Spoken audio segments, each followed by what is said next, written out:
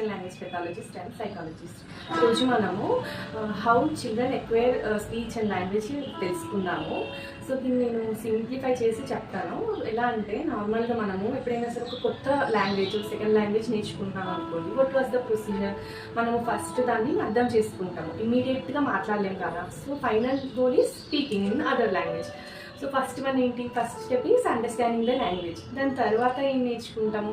The basic words నేర్చుకుంటాము. అంటే మనం ఏదైనా కావాలి అంటే ఎలా అడగాలి, వద్దు అంటే ఎలా చెప్పాలి, బేసిక్ థింగ్స్ కొన్ని వర్డ్స్ నేర్చుకుంటాం. దాని తర్వాత ఏం నేర్చుకుంటాము? ఫ్రేజెస్, సింపుల్ సెంటెన్సెస్ నేర్చుకుంటాం. దాని తర్వాత కాంప్లెక్స్ వేలో కన్వర్సేషన్స్ స్టార్ట్ చేస్తాము. బట్ ఇనీషియల్గా అయితే కొత్త లాంగ్వేజ్ వెళ్ళగానే ఇమీడియట్గా వర్డ్స్ నేర్చుకొని అవి యూస్ చేయడం అయితే స్టార్ట్ చేయం కదా. ఇన్ సేమ్ వే చిల్డ్రన్ కూడా ఎప్పుడైనా సరే ఫస్ట్ లాంగ్వేజ్ అంటే first language which use to communicate with others.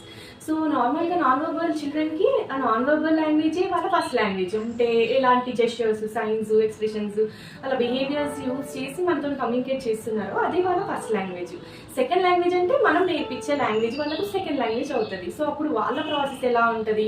First వాళ్ళ కాంప్రిహెన్షన్ లెవెల్స్ బిల్డ్ చేసుకుంటారు. అంటే అర్థం చేసుకోవడం, కొత్త లాంగ్వేజ్ని అర్థం చేసుకోవడం స్టార్ట్ చేస్తారు. సో ఫస్ట్ కాంప్రిహెన్షన్ బిల్డ్ అవుతుంది. దాని తర్వాత బేసిక్ వర్డ్స్ అంటే ఇవ్వు అని అడగడము, వద్దు అని చెప్పడం, నాది అని చెప్పడం, ఇలాంటి బేసిక్ చిన్న చిన్న వర్డ్స్ నేర్చుకొని యూజ్ చేయడం స్టార్ట్ చేస్తారు.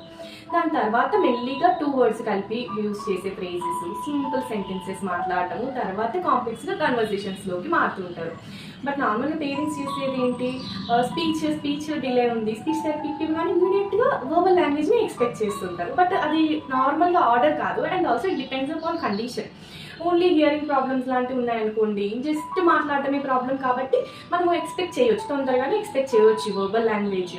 బట్ ఎప్పుడైతే చిల్డ్రన్ ఏఎస్టీ స్పెక్ట్రమ్లో ఉంటారో వాళ్ళకి ఓన్లీ స్పీచ్ ప్రాబ్లం కాదు కదా, బిహేవియర్స్ ప్రాబ్లమ్.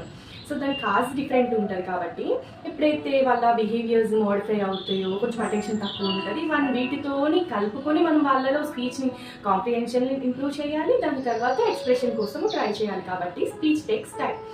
బట్ ఇందులో ఏంటి అంటే ఓన్లీ థెరపిస్ట్ పార్ట్ కాకుండా పేరెంట్స్ పార్ట్ కూడా ఇంపార్టెంట్ అనమాట. సో పేరెంట్స్ ఎప్పుడైనా సరే చిల్డ్రన్కి ఇన్ కేస్ వాళ్ళు థెరపీస్ ఇప్పిస్తున్నారు అనుకోండి, ఓన్లీ థెరపీస్ మైనే డిపెండ్ అవ్వకుండా they should come to the sessions and వాళ్ళు ఆ స్కిల్ నేర్చుకోవాలి. How the therapist is interacting with the child, అంటే ఎలా చెప్పినప్పుడు చైల్డ్ బెటర్గా వర్బల్ లాంగ్వేజ్ యూజ్ చేస్తున్నారు, ఇలాంటి స్కిల్స్ వాళ్ళు నేర్చుకొని ఎక్కువ టైం వాళ్ళతోనే ఉంటారు కాబట్టి ఆ వేలో కిడ్తో కమ్యూనికేట్ చేసినప్పుడు తొందరగా స్పీచ్ అండ్ లాంగ్వేజ్ డెవలప్ అవ్వడం కోసం ఛాన్స్ ఉంటుంది. Thank you.